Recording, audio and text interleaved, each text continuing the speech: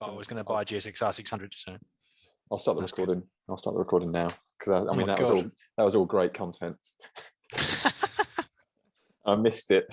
I think I'll just start it like just from when you come in. Hit it. Let's roll. Just start it from when you come in and see where we go. Oh man, I've had to like properly get myself out of a bad mood. Chloe managed to pull down the curtain rail in the living room, so that really put me in a bad mood just before I started this. When I asked her why, it was because she wanted to swing from the windowsill onto the sofa. Obviously. I was like, oh, right. Yeah. Oh, yeah. So I was like, thanks. Yeah. That's not cool. I'm all right. I'm all good. I'm happy because I can walk. I walk, I can move my two limbs and generate motion. Just the without the aid of metal sticks. If you had to pick two limbs, it would be those with my feet on. Yeah, so that's good. Pretty happy about that. Physio on Monday. Yeah, that's all good. And it doesn't really hurt that much anymore. So I can get the nicest thing is I can get out of bed. I couldn't get out of bed before. So I had to lift my leg out of bed and then lift my leg off the sofa and then all of a sudden, like one day to the next, I woke up the next day. I was like, oh, I can get out of bed.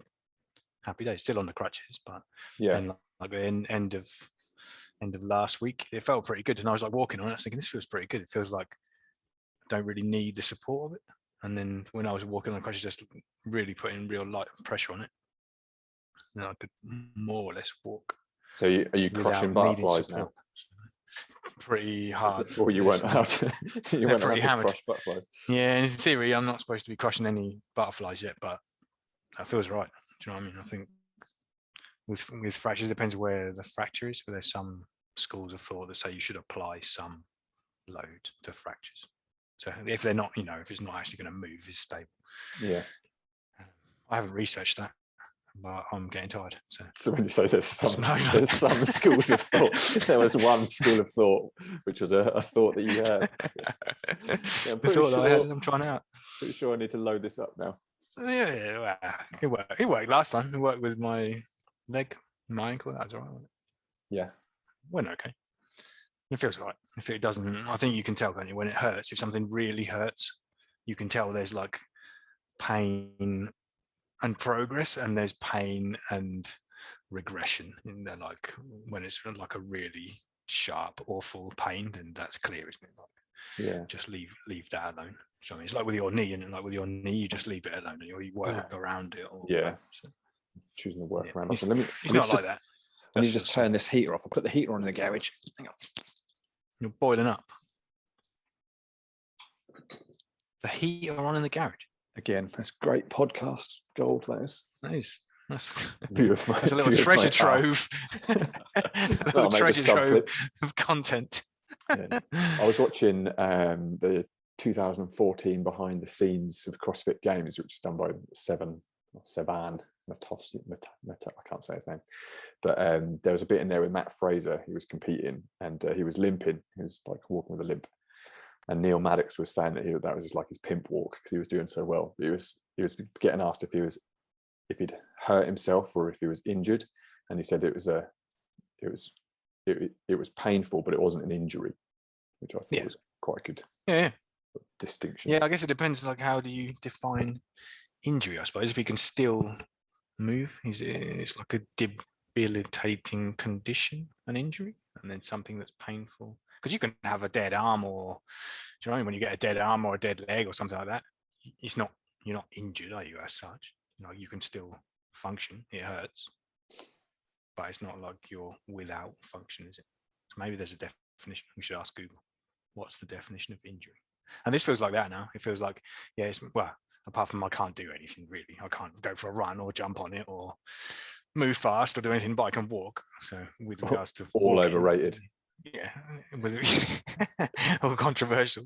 With regards to walking, it is painful, but it's not an injury. But with regards to other things, it probably is more of an injury. Like, I won't do anything exciting with it yet, but at least I can move under my own steam. Like, much faster to move around now, which is good. That's really cool. Yeah, much faster. You're doing some shuttle hobbles.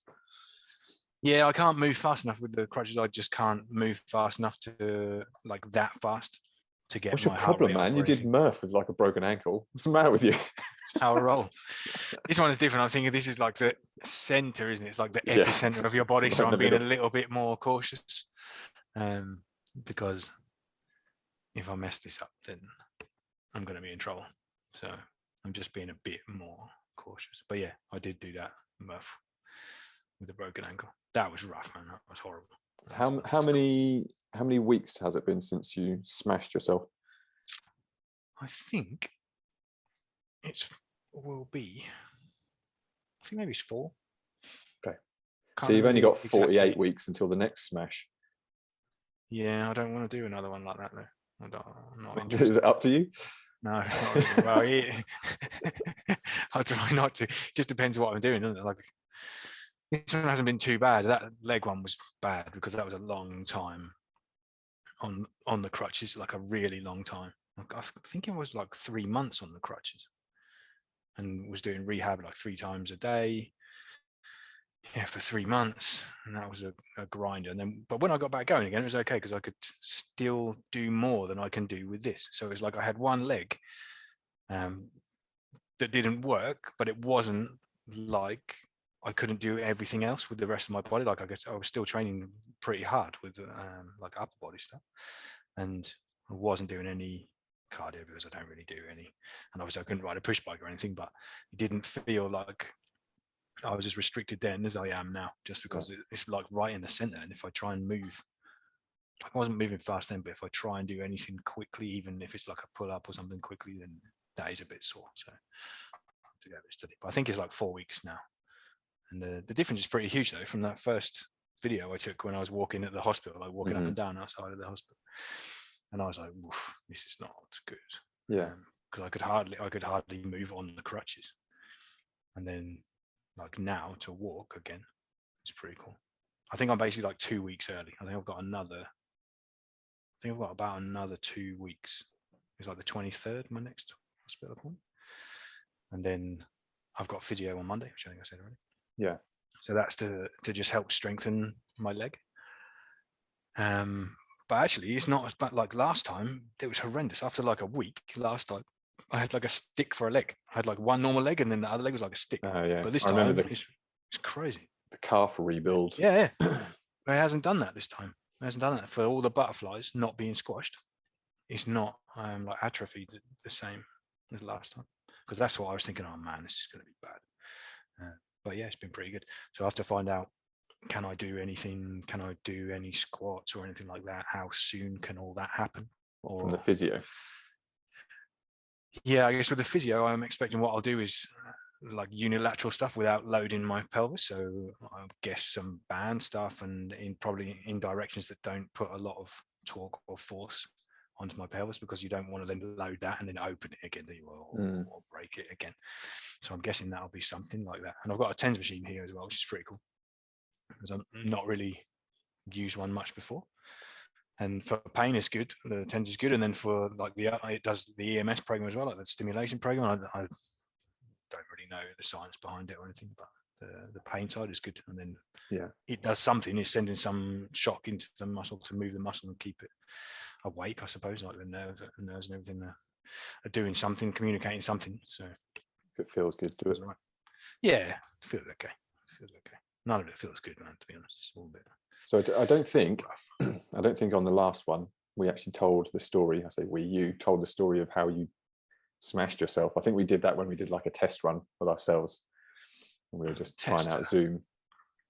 Yeah. Tell me again. Tell you the story. It was the first. I was a bit excited. It was the first motocross ride out for the season, so I've been waiting for the snow to clear out since about October. Got the bike ready. Turned up there, like a really nice day, and the track was pretty cool. It's a little bit rough, so we did like a couple of sessions just warming up and getting into things and like practicing technique and stuff like that. And then someone come in to see me. It's like, oh, I didn't realize it was you. Like, you're going really well. And I was like, oh yeah, sweet, pretty happy. So went out for the next session. I was like riding around and doing the jumps, and everything is going pretty well. The bike feeling pretty good, and I was feeling all right considering 6 months off the bike. I was feeling pretty good. And the jumps are a little bit kicky. So as you hit the jumps, depending on the line you hit, and the face is a little bit rutted out or a little bit bumpy, it can send the bike in different directions. And where everybody was standing, I basically like come around the corner, and I was thinking, oh yeah, that's where they're standing. And they were saying, oh yeah, I look pretty good. And I just went, look, yeah, I look pretty good. And I think I changed line as I went up the face of the jump, and it just like kicked so fast and so hard that as it like kicked up, I was looking down and I was just thinking, oh no. And I didn't even have a chance to do anything, because normally if the bike starts to go nose down, you can open the throttle, like hold the throttle open, it will keep the attitude, but it went so fast nose down that I was basically like looking downwards as it went, like came into land. And I think it like went all the way over, and I basically like landed like, sitting down, and the bike landed in front of me on its tail. So the bike basically smashed the back of the bike off, and I landed like, on my butt basically, and sat on the track. But managed to like hit my head, roll over, and whack my butt somehow. And then it was just sat there, and a bunch of people stopped and come out behind me. And then like, oh, you're right, you're right. And I was thinking, well, yeah, I'm all right. Like it hurts, and it was a pretty big whack, but I'm all right. And like managed to get off the track. Oh, like, do you want to get off the track? I was like, yeah, let's get off the track so people can keep riding. Want to get off the track? Yeah, I was like, yeah, I'll get off the track. I'm in the way, so I get off the track one side, and then a friend came round because there was a bunch of guys there who were riding as well. He's like, oh, how's it going? You feel okay? Can you walk off the other side of the track? And I was like, I'll try. So I'm trying to walk, and I had to like lift my leg. I had to lift my right leg and put it in front of the other leg. And I was thinking, oh, I just got a dead leg. So I like lift it up and put it in front of the other one. We like quickly went across the track while they held all the bikes, and then they gave me a lift back in a little buggy to the pits. They said, oh, do you want to lie down for a bit? And I was like, well, I feel not too bad, but I hit my head pretty hard because my helmet had a big dent in. So I went and lay down for a bit, and I could feel my back was all scratched up. And because I'd landed, and then on the bottom of my back, I think basically like my body armor had lifted up a little bit, and it sort of scraped all the bottom of my back. So they came out with the first aid kit, which was some distilled water and a dirty towel. It was like, oh yeah, let's clean your back. And I was like, just going to clean my back with that. And but yeah, she like washed it off a bit with this water and this towel, and I chilled out there for a bit. And then the mates come in and was saying, oh, how's it going? Blah, blah. So in the end, I lay there for like 5 minutes just to sort of get my bearings back a bit, and then walk back to the car, like lifting my leg again. Yeah, well, I was thinking, well, maybe I can ride again. And I was like lifting my leg and thinking, I don't know. I'm like, well, if it comes back, because I thought I just had a dead leg, I was like, maybe I'll be able to ride again. And then I saw the bike, and the back of the bike was basically like snapped off. I was like, oh, maybe I'm not riding that again. And then it started to hurt a bit more. I was sitting in the back of the car and like got changed and everything. And one of the guys said, oh, do you want to go to the hospital? And then I was thinking about my back. I was thinking, because years ago I crashed riding downhill in the UK, and I crashed, and I kept riding for the rest of the day, but it basically had like the majority of the forest in this cut on my knee. And then 2 weeks later or something like that, I was like, man, this is rough still. And I went to an NHS walking centre, and basically it all healed over what was whatever the muck was that was there. And the woman was like, when did you do this? And I was like, well, yeah, like 2 weeks ago. She's like, well, it's infected, but it's under the skin. I was like, oh, right, okay. What does that mean? And so I've got to clean it. And I was like, okay, cool. But to clean it, you had to cut it open probably. You got a toothbrush basically and scrubbed the skin, like the outside skin off my leg to get to the skin underneath to clean that. So she gave me some gas. She's like, oh, have this gas and air. And I was like, okay. So I'm breathing the gas and air, man. And it felt like, it looked like it's just like a normal toothbrush, but it felt like a wire brush. And I hit the roof with this thing. She's like scrubbing. Oh man, it was grim because it was like brown underneath, and she like scrubbed it all off completely clean. But I think of all the things I've ever done, that's probably the most painful thing that I've ever had done. So I was thinking, I do not want them to do that to like a patch this big on my back. On the back. Yeah, because we've cleaned it with a dirty towel and some distilled water. So I was like, can you take me to the hospital? And one of the guys lived near the hospital, so I was like, yes. So a little bit later, we jumped in the car, went to the hospital. He dropped me off at the hospital, and I got out of the car, and I was like, okay, yeah, cheers, mate, see you later. Tried to get into the hospital, but I couldn't I basically couldn't get to the hospital. I could like lift one leg up, but at that point I couldn't even lift my leg up. Like it hurt so much. So I like had to stand outside the hospital and wave to the guy in the reception, and he come out and got me in the wheelchair and took me inside. Yeah. And then waited inside for a bit, and they did all the X-rays and stuff. And to start off with, they were saying, "No, it doesn't. We don't think it's broken." They said, "There's nothing broken." I was like, "Oh, thank God for that." And then they did another scan, like a proper CAT scan, and said, "Yeah, that's broke. That's done." Okay, but luckily broken, but stable and in one piece. So they said, like, if you like just keep the weight off it, don't squash the butterflies and walk. Yeah. Then it will just heal up on its own. So then I went back 2 weeks later, and they said, "Yeah, it's healing really well. Just keep doing the same thing, basically." So I'm still being super, super gentle with it. But yeah, I'll just keep being gentle for the next week or so. 'Cause I think it's only a week away. I think it's like the 23rd. Is that a week away or 2 weeks away? More like 2, just under 2. 2. Yeah. Okay. So yeah. So that's Thursday, 2 weeks. See, the So- distilled water and the towel story reminds me of when I was in junior school, and if you like fell over on the playground and you got like that playground gravel mate. rash, knees and elbows and stuff, and then they sent you into the nurse's office or whatever they had then. And I remember sitting on like a chair, like one of those shonky old grey scratchy chairs that you get when you're the in plastic, little school. the blue grey plastic. And they come out with like, I mean, I don't know why, but they come up with a massive bowl just full of Dettol, and it was like orangey yellow like bowl, and then like cotton wool bud or ball, and then like this woman coming at you with like Dettol on a cotton wool, and that hurt more than anything like I'd already done to myself. And it was just like trying to like washing gravel out of my knees, and man, that was awful. I remember that. Did they do it with hot water as well? Oh, Was it hot water? Crazy. I got a funny feeling it was like almost boiling hot water in like a little like a little plastic bowl, like you say, and whatever they put in it was like orangey brown or whatever, and it stunk as well. But that smell was like, oh man. And yeah, when they put it on, it feels like when that woman was scrubbing my leg, even though they're not scrubbing your leg, they're literally like dabbing your leg with Dettol, and for some reason, whatever is in it, it's like liquid fire or something, isn't it, to get the gravel out of your knee. And yeah, unbelievable, man. I don't think I really hurt. The only thing I ever used to do at school, I think, was like hit my head all the time. I used to always whack my head and cut my head. That probably explains a lot. But you got hurt a few times, I think. Huh? Didn't you fall off a climbing frame or something at school? No. I remember trying to do the monkey bars at school, and I remember because it was a crazy frame, wasn't it? Yeah, man, that was like I don't know how big it was. Obviously, I was smaller, but it seemed mental. And I remember seeing kids just like monkey barring across. Just I thought, oh yeah, I'm not very brave. I'll have a go at that.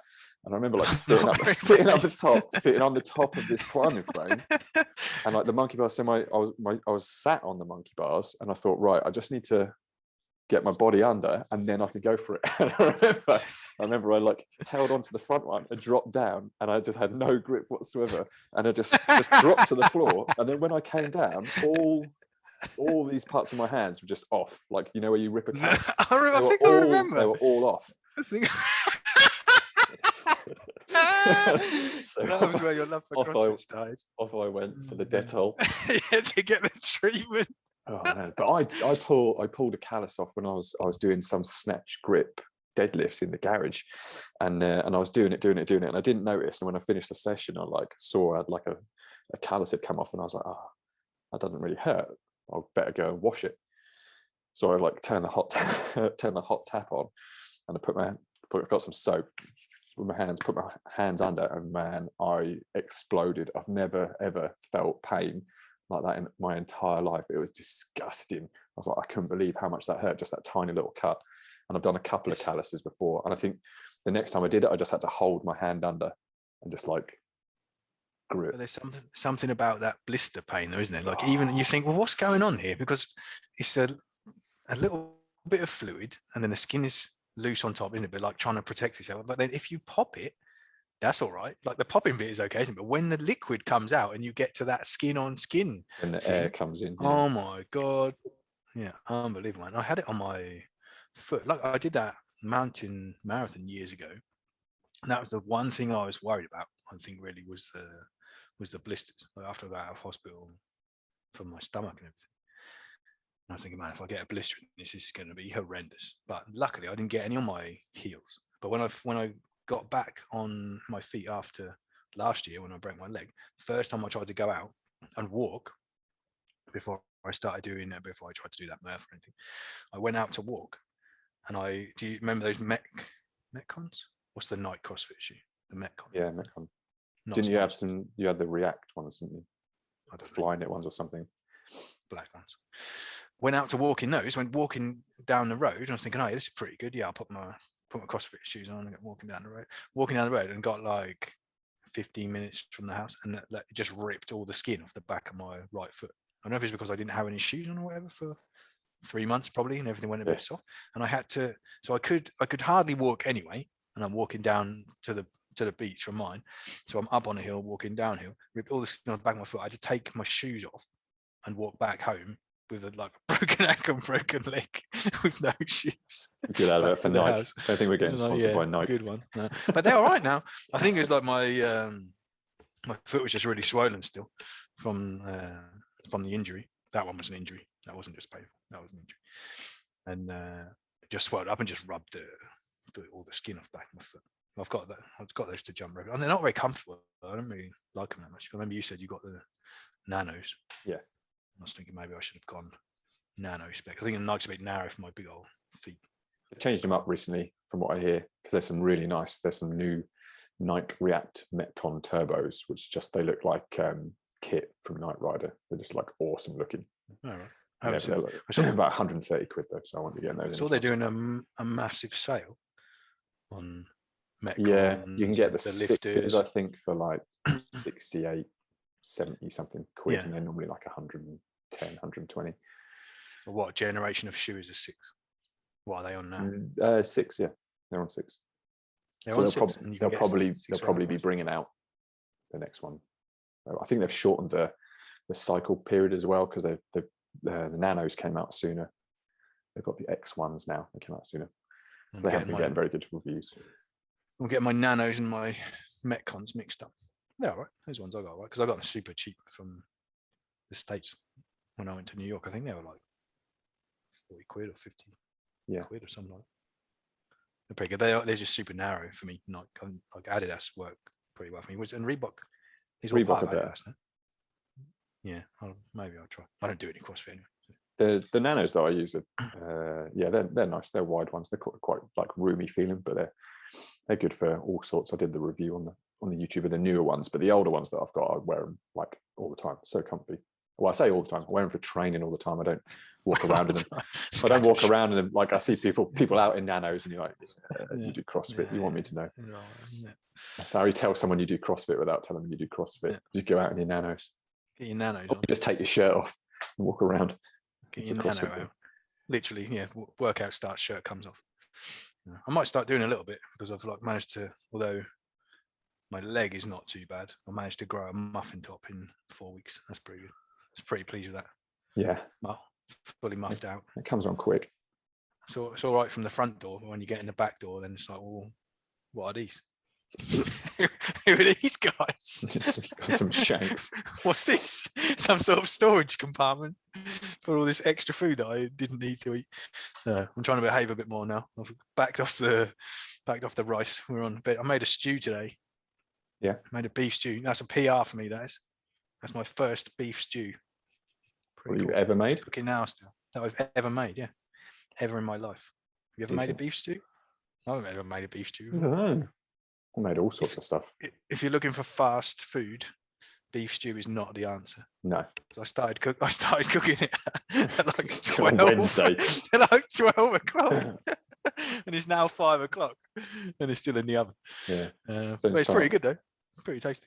I've been trying it. That's the other problem, is that you've eaten half of it already. Well, yeah, you start with a load of like nice quality beef, like this marbled beef.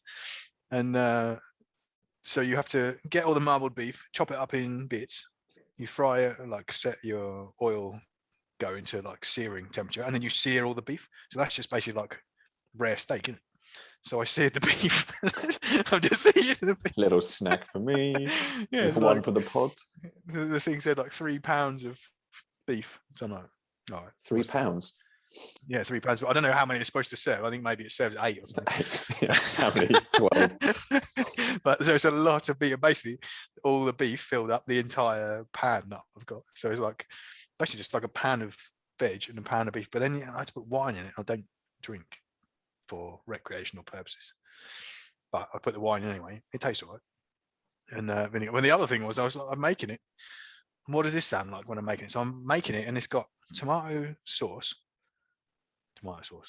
puree, or like I Yeah, don't know what the word is in English. Yeah, that it's the same in Spanish. Yeah. That balsamic vinegar, some sugar, which I didn't put in because I don't really do sugar, and then and I'm putting it in on this beef, and it smelled like sweet and sour sauce. Am I making like a sweet and sour sauce stew? Sweet and sour stew. But actually, it's all right. It's good. I'm pretty happy. But not only did I have a little bit of like Argentinian style seared meat to start off with, then periodically, because it then goes smash some wine. 3 yeah, I only bought a little bottle of wine. I smashed the wine, and then periodically as well, you've got to try the beef, haven't you, to make sure it's all right. So, no, do you? Actually, did you make that up, or does that say in the recipe? Once every 45 if you don't try it, have a portion of beef. 45 is a bit strong. It's like once every 10 or something like that, probably. So there's not actually that much beef left in the beef stew. There is a lot. Well, that's probably a good thing, because once you cook beef, if you're like are you planning on having like lunches for a week, like a few days? Yeah, or it won't make a week. It'll make like 2 or 3 days.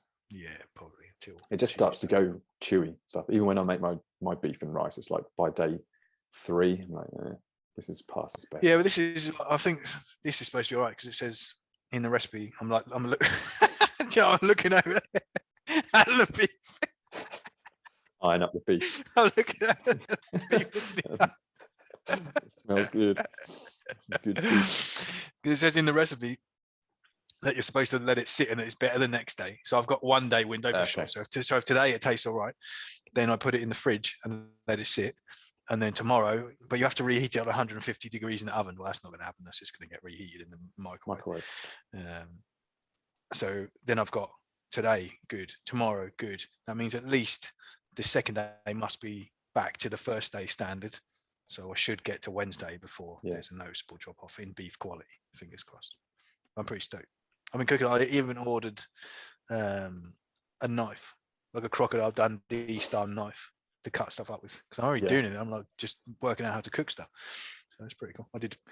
Is that because of the success of the beef that you've ordered? Well, no, it's the success of the previous dishes led to the beef, and the knife was already on order. You're on a roll. And I've even got a thermometer, so it's like I'm almost a pro. Yeah, you're like me. Whenever I start doing anything, like say we need to decorate or something, and I'll get it all set up and I'll start to paint, and I'll be like 5 minutes in, I'll go, I could probably do this for a living, you know.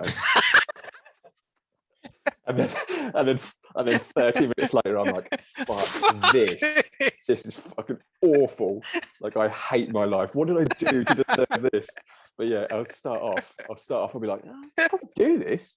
I'll be making something. I could probably be like a professional chef or something. And then I'll be like 15 minutes into dicing chicken thighs. I'm like, fuck, what's going on? Yeah, when I ordered the knife, I thought about you and thought, yeah, this is a Will move. How's the coffee? How's the coffee going? It's good, actually. I am like burning money on coffee though. It's like, I used to think when I used to go out with work and we used to visit different towns and stuff, we always used to go to a coffee shop. There was always a coffee shop near a branch I used to work at, and I'd spend like £2.50, £3 a day on coffee. And I was thinking, I mean, that's quite a lot of money. Like, just for a cup of coffee is like £3. And then I thought, when lockdown happened and I started getting into it and spending money on beans, and it's like, you got to get the machine, then you get the beans, then you got the cleaning stuff, and then you need the filters for the water and all this kind of stuff. And I'm like, man, that £3 probably, it's probably quite a good deal. Well spent. But yeah, I really like it. Like I just ordered some yesterday from Union Roasted. Like spent like 25 quid for like 4 bags of coffee. But so a bag of coffee of beans is like 200 to 250 grams. A drink is 18, 19 grams. So it's like 11, 12 coffees in a bag. So you're still getting like for 5, 6, 7 quid, you still get that amount of coffee. But yeah, I'm running through it. So what's the maths on a cup of coffee then? You get what, 20 grams, and you get 200 to 250 grams in a bag. So you've got 10 cups of coffee. Say like 50p. Okay, well, that's a huge difference to 3 quid, isn't it? Yeah, it is. But then you spend 500 quid on the machine in the first place.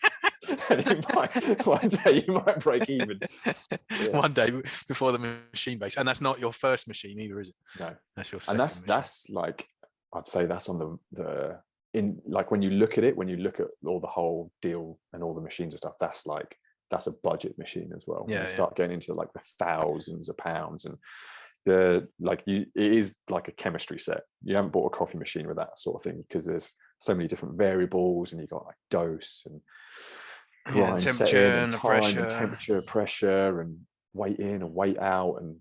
But I just got to a stage where I'd get a half decent cup, and then.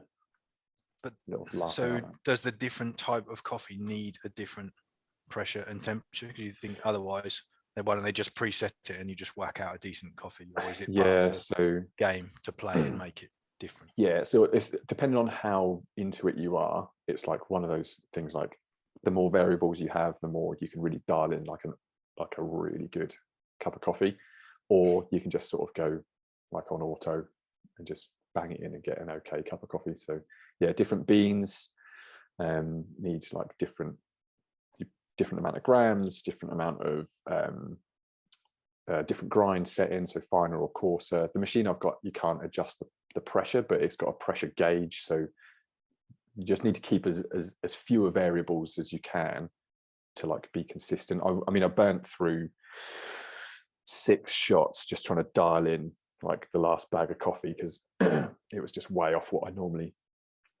grind at. So where's the grinder? The grinder is in the machine? Yeah, this one's built in.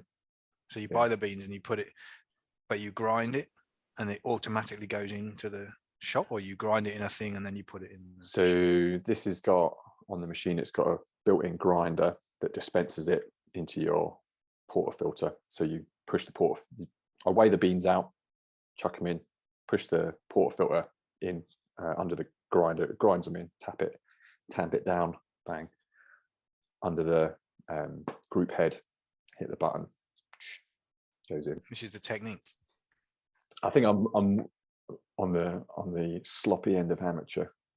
If you watch some like proper YouTube videos on it, then but what makes it sloppy? Just in terms of, I don't really know what I'm tasting. You know what I'm doing. I don't really know what I'm doing. I haven't got a clue what I'm doing. Yeah.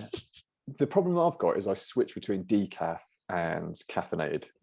So in the morning I'll have caffeinated. If I want some in the afternoon, I'll have decaf. So rather than like filling up a whole hopper of beans and just dialing it into the right grind size of one type of bean and just dialing it in, and then every time right, it's this amount, I need to put the dose size as this, and that's going to get me the perfect one. I'm going to tamp it and I'm going to go. Like I swap beans, so I'll weigh them out onto the scale, and then I'll put that on the bean swapper. So yeah, it's not great for trying to be consistent, but yeah, there's there's probably way more time I could spend figuring it all out. And you can program your own settings on it, so you can set it to pull for however long you want. Like I've just got the normal whatever settings on there. I just left it at that to try and keep everything else consistent. And then the only thing I need to mess with to get a better flavor or better coffee is the grams and the grind size, because then you start adding things in. It just tastes better. You can taste more from it, rather than it tasting like burnt shit. It tastes. You can taste a cup of burnt shit, anybody? Yeah, you can taste what the thing is saying it should taste like a bit more. Okay. It tastes like different flavors that come out. See, Yeah. if you're a sloppy amateur, then in coffee terms, I must be an amoeba or some sort of non-developed Yeah, like plankton. I've put hours into figuring out to get Yeah, to man. the point that I'm at. But there's only so much time I want to spend, and I think with the machine that I've got, which is a good machine, I think unless I wanted to get like the next one up, then I could probably start looking at it more and doing more research and playing about with it. But it costs even more money to get more beans and things. You just burn through beans trying to tweak it. What does the next one up get you? More control over pressure and beans. Yeah, I don't know, but they're more expensive. There are a lot more things. Little things like my one's got one boiler, and you can get the machines with two boilers. So one will boil the water for the shot, for the espresso, and the other one will have a separate boiler for the steam, for the milk. So you don't let the shot rest for too long whilst you're doing the milk, because you can do the milk at the same time. Whereas mine, I have to do the shot, take it out, and then do the milk. And apparently there's like a 1 minute rule on espresso. Like if you let an espresso sit for more than a minute, it starts to go bad. And if you just get some Nescafe and put that in, what happens? You might as well just be drinking soil. It's grim. just get your portafilter, put a load of soil in it, run that through. It tastes the same. No. I've got a little. I don't drink a lot of coffee. I don't drink coffee at all, really. I've got a little Nespresso one here, and that does all right. It does all right. What are we talking? If you're talking about, so where are you on the ultimate coffee scale? You're like a 5 or a 4. If an ultimate coffee is 10, who's the coffee guy? Is there a coffee guy? Is there the guy or the girl? See, I was watching. There's on YouTube. I was watching a guy, and I can't remember his name, but he's other guys are available. He's super posh. It's gone. I'd look it up on my history list. But yeah, I started watching because he sounded like he knew what he was talking about, and he had a really nice couple of videos. So I started watching that guy. Okay, I'll figure it out for next time. But yeah, I mean, it's like wine, isn't it? Like you can go out and you can buy a bottle of wine, and then there's people that just dedicate their lives to wine. It's the same sort of thing. It's like coffee is the same as that. It's yeah, because for sure you're not even going to notice any difference. Like if I drink your coffee, probably, and I drink this coffee, then I'm not going to notice any difference. Because you probably, you have to train to even understand the difference. Yeah, you might do. Yeah, so but once like now, if I went back and had like a Tassimo, I'd be like, yeah, it's a bit rough. I like your Tassimo. I like that. I like that. I like the what one did it do with the mixer? And it's got like the mixer, and it puts the milk in and the caramel in, and then you get like this, like a macchiato. Yeah, that's the guy. Caramel macchiato, which isn't really a macchiato, which is confusing, like a latte. Because macchiato is what, a short shot of coffee. It's a double shot with like a blob of steamed milk on the top, like just like a little. Gotta go to Italy. Steamed milk. Gotta go to Italy for the good stuff. Yeah. Have you had a coffee in Italy? I don't think I was into coffee when I went to Italy. No. Yeah, I don't think I was really into it. Some full-on senders in Italy. Yeah, I should have done mega really. strong. Yeah. Australia's meant to be good as well for coffee. Yeah, well, they invented the flat white, I think, didn't they? I believe. Did you write that down before this? I didn't. I read it. I can't remember where I read it. I think I read about it. It's something I was looking at, like in like reading about coffee with regards to investing or something like that. Yeah. And there was some coffee shop coming up because it got huge in London for a little while, didn't it? Where it was really, really popular. Flat white. I don't know if it's still popular or not. Mm-hmm. But basically, it was coming up, and all these places were specialising in flat white. That was how I knew about it. I don't think I've ever tried a flat white. Comment. I knew the only reason that I knew that Australia was good for coffee is because I watched Matt Fraser YouTube video, and he said that. So that's where I get all my news and information from. Is Matt Fraser YouTube channel? It's the source. It's the source we need. Yeah. What else is going on? Cook my stew. I've had a big week of training. Well, I say big week. I'm looking at my board, and it's got all sorts of stuff written on it, but not all of it I did this week. But nothing is training. Well, I'm in my block 5, and I keep getting confused whether it's a block or a cycle. But I'm calling it a block. Yeah, you've asked me this before. Yeah, I probably got it wrong. But I'm calling 4 weeks of training as a block, and then when I reset the whole thing and start again, that's like a cycle of training. Yeah, I'd say that's okay. That's fine. So I'm in block 5. So I've been works. going 5 months, pretty much on this current strength progression. I say progression. I'm not really progressing. I was going to say, what's the progress so far? And these are all 5s weeks, so this is a bit of a dirty week. And I've managed to hit 5s on everything, but with a 6 on bench. So I think this is going to be the block that I start to struggle with. 6 at what? 91 kilo bench. That's right.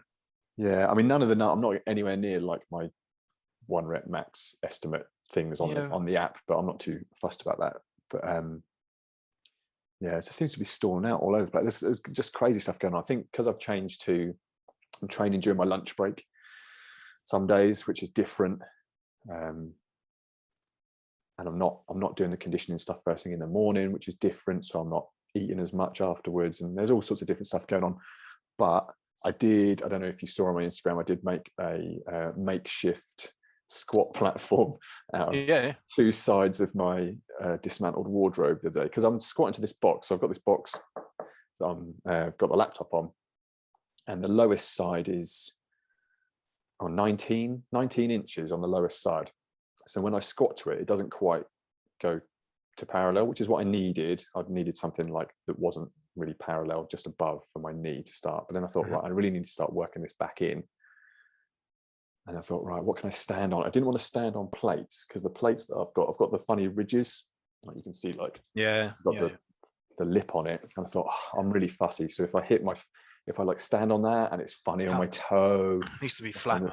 Like, so then I just like squared a couple of these, they're basically like sides of wardrobes, I think, and they're probably about 1.5 centimeters thick, maybe 2 centimeters thick. So it's just lowered the squat to the box. But man, that felt so much harder yesterday than it has done in the past, and I can feel it a lot more in my hamstrings as well, like just from doing that. So that was good. Are you now going just below parallel, or you're at parallel? I think it's probably at more than just below. Yeah, I think it's probably at. Whereas before it was just above. Yeah, but if you've gone from just above to just below, that's a big difference. Yeah, I think just above to the leverage pretty and everything. Much 2. Oh, that's cool. Yeah, and I think I've also only done 2 conditioning sessions this week. I think I can't remember. I'll have to look back, but I was like looking at, because I don't know if I told you that I had 7 Cadbury's cream eggs on Easter Sunday, so I had to get rid of all of them. I just had to go 1 for each Easter day. You told me you were going to eat them all. I didn't get anything in the end. I didn't get any after my choco explosion at the end of 75 hard, and just destroyed all the chocolate that was available. 7 Cadbury's cream eggs and 2 of the Cadbury's normal like Easter eggs that went alongside. I just blasted them. I started off on like every hour on the hour I'd eat a Cadbury's cream egg, and then I got to the end of the day. And I had 2 normal eggs and like 3 Cadbury's cream eggs left, and I was like, well, I'm going to have a rough night's sleep tonight. Egg wad. I just smashed them, and then I passed out, because every time I eat like sugar and stuff, and if I have like a big treat or something, I'll just get tired straight away afterwards. I was going, yeah, man, it KOs me completely. I'm like, I've got to lie down. hang on. I knew waking up the next day, I'd probably want it, and I didn't want any more chocolate, but I thought about it straight away. I was like, oh, there's chocolate in the house. I just thought about it, but I didn't want it. But then ever since then, I'm like, man, I feel like really fluffy. I don't feel like I'm like in the same sort of shape that I was like a couple of, like, I don't know, 3 months ago or whatever. And I was thinking, well, it's probably that.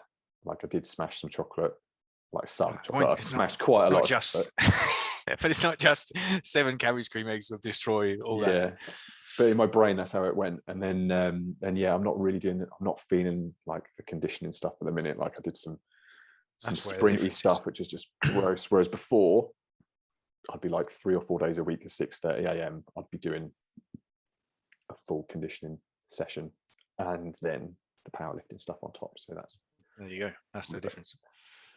But straight from conditioning into powerlifting. Not straight away. Depends on what.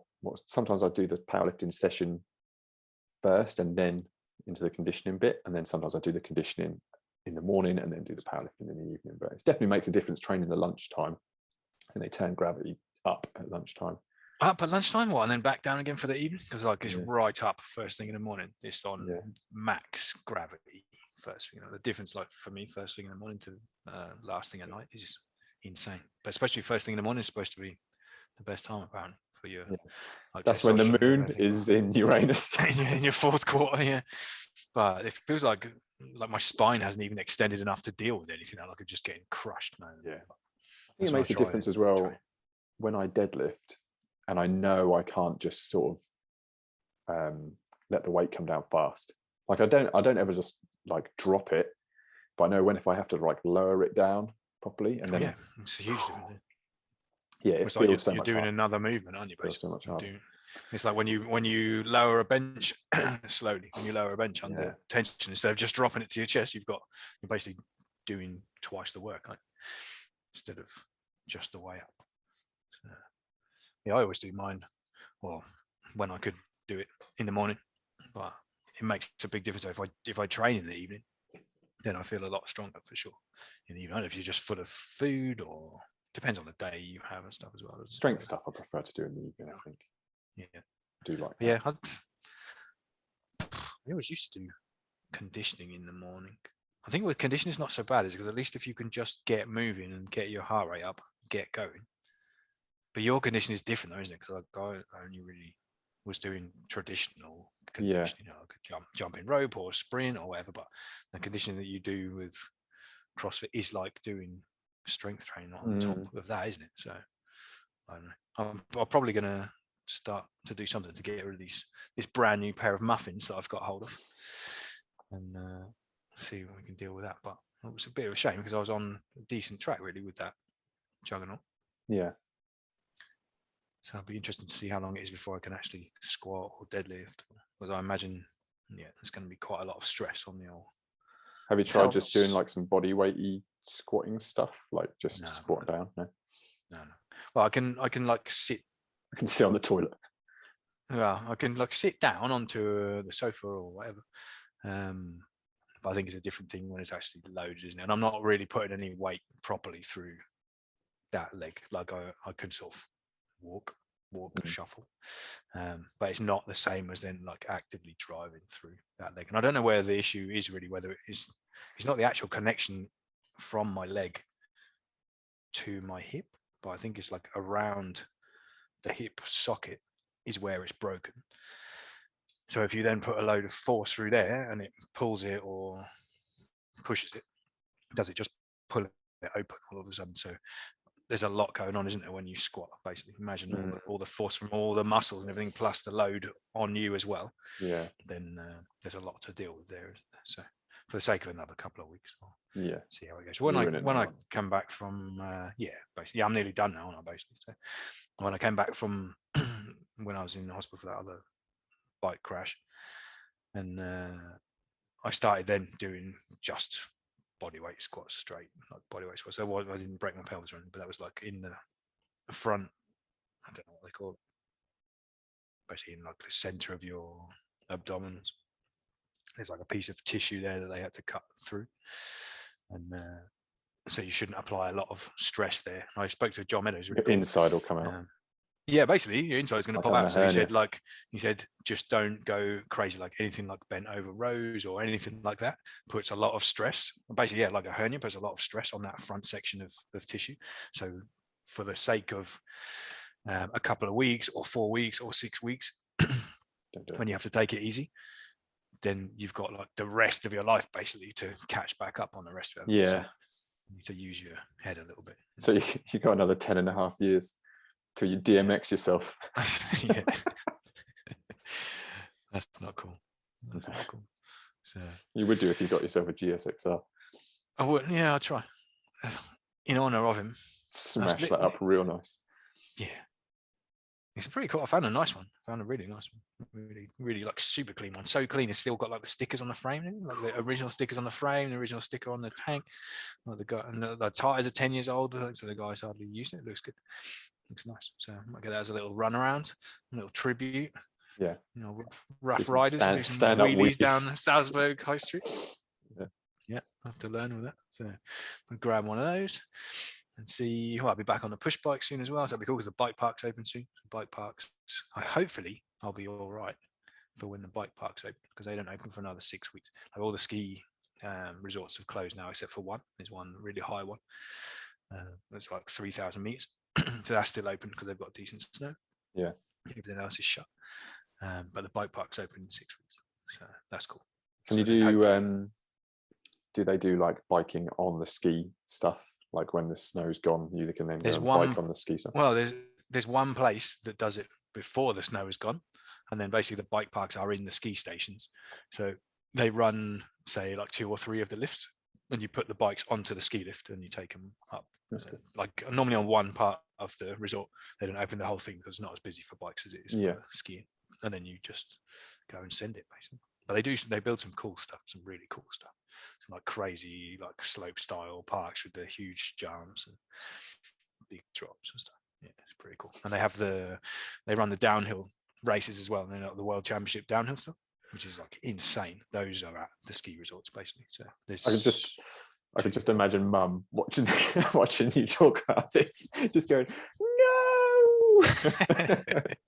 Yeah, so I'll be there just in time for the huge downhill jumps. That's all I do anyway. That's all I do whenever I'm all right or not. So like last time when I did my foot, my leg, I think I did a ride on the road and then managed to get back on the mountain bike pretty quick. And then I can't remember, was it last year? Yeah, it was last year. So it was the year before then, I think the year before I'd like recovered from something and then went out and just broke my hand straight away. Oh God. Was like every year, because you broke your wrist, didn't you, in the big one, and then you re-broke it again coming off something. Yeah, so I broke that.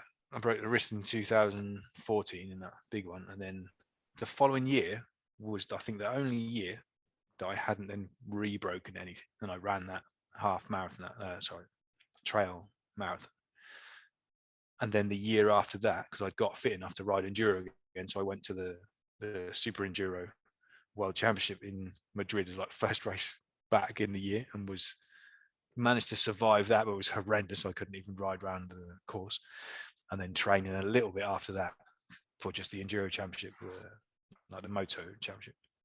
I literally just fell over and my wrist just snapped because it hadn't healed up, because they told me it was healed up, but basically it wasn't healed. So then they put a huge plate in, and that's holding it all together now. So, but the hand was just training at a pump track. I was training at a pump track, and I didn't realize that I had a puncture. And I went into the first corner. It's a concrete, like a tarmac pump track. And I went into the first corner, and it washed the front out, and I basically punched the floor. Like literally, imagine, when people like punch walls and stuff like that. Imagine if you didn't know that it hurt to punch it, and you were going to punch it like your hardest punch that you could punch a punch bag. By accident, I did that because of just the speed going into the corner, and it washed out. My hand like slipped off the handlebar. Man, that was painful. That was almost as painful as the toothbrush on the leg job. So I had to go and lie down after that. I was like, oh my God, this wouldn't be so bad for me, because my hardest punch would be like this. But yeah, it was like rough, and I thought I just sprained it or something like that, and so I went to ride downhill the next day or the next week. I think I went to work for the week with it like that, and could still work and everything, and drive and stuff. But then I went to ride downhill, and I was riding downhill. There's a really long run in Andorra that we were riding down. I got quite near the bottom, and I just got tired. And I think my hand like slipped off the bar again, and I just whacked the floor again. But then I was like, okay, I better go to hospital. And I went to hospital, and they like pulled it all straight again. Like that was grim. And then I had to have a cast on. That's the worst, when you've got a cast on your hand, because you can't really do anything. You can't like have a wash, you can't like cook, or that's a real pain. But one on the crutch is not so bad. You got a crutch about, and you can still do it. I can go to the shops and stuff. I go to put a bag on and go on the crutches to the supermarket. I can move stuff around in the flat, do the washing and stuff. It's all right. So I spent the last hour where the bit in between my nuts and my butt has just been like clenched hearing you talk about getting injured. It's like every time I hear, like when I see injuries or hear about injuries, that bit of my body just goes. I don't know if that ever happens to anybody else, but that's just like. So yeah, luckily for me, I've never really had that much injuries. You've got an auto protection mechanism. I think I just don't do stuff that reason. puts me in a position that I'm going to get that hurt. I think if I got hurt, it'd be because, yeah, I either just wasn't paying attention or somebody smashed into me or something. Well, you have to pay attention for sure. And that's the cool thing about that stuff, is that basically if you, and this was, I think was why I crashed on the motocross bike, was because I like just ever so briefly thought about something else. And because normally I'm like fully concentrated, because if you don't concentrate, then you're in trouble, and you literally don't think of anything else. When you get all right at it, then you really aren't thinking at all. You're just like riding and flow. And the same with the motocross bike or the enduro bike. With the enduro bike, even more, because when you're doing like 6 hours on a bike or longer, maybe for one of the national championship rounds, and you're just riding, but you're tired and you're riding, and like things are cramping up, and you can't open your hands, or your triceps are cramping up, but you're still just like like in this flow state. But normally, as soon as you think about something, like, oh, this hurts, or I'm tired, or whatever, then boom. And I think that's what happened there. I think I was like, oh yeah, they're there, and it just went rap, because you got to concentrate, man. Otherwise you get hurt. I think that's why people get hurt.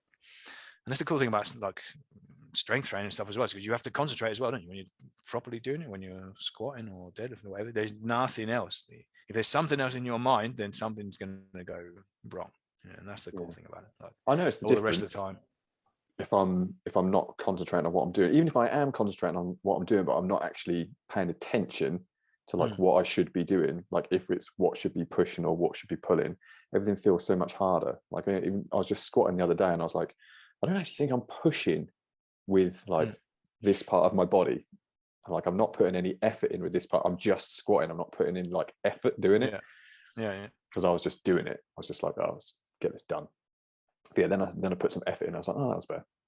Yeah, because it's kind of it's kind of an unconscious consciousness, isn't it? Because you do drive with your body, but it has to be automatic, doesn't it? So it's kind of a strange state to be in. And that's the same with riding, is that you're not really thinking about what you're doing, but you're still processing what's in front of you, and your body is like reacting automatically, isn't it? So it's kind of a similar thing, but you have to activate everything, don't you? Like when you're squatting or whatever. So I'm not actually like when I'm squatting, I'm not thinking, oh yeah, I need to be here, I need to be there, but you are conscious of everything, aren't you? It's kind of a crazy state to be in, really, because you're not thinking, or if you are thinking about anything else, I don't know how people think about anything else. I would just get pinned, man. I just get completely squashed. But yeah, it's a pretty cool state. I like, because there's nothing else going on, is it? It's just that, just that matters. Yeah, and that's the cool thing about riding as well. Super cool. Not the same as cooking a stew. No, cooking a stew. Yeah, you've got plenty to think about. Like, when is the goddamn stew ready? What's up with this fucking stew? How long is this stew going to take? Get this damn stew in me. Cool. All right, dude. We've been we're coming up on an hour, I think. So we wrap this one up. This one's episode 2, the injury podcast. Episode 2 of, I don't know. There's probably like 14 parts of an injury podcast for you. Maybe we'll, I think we've given a summary, haven't we? We'll have to do the full. Wow, that's a summary of like the last 2 years, probably 2 to 5. Summary of the last 5. Yeah, we can do the full detail another day. Sweet. All right, mate. I'll catch you later on. Later.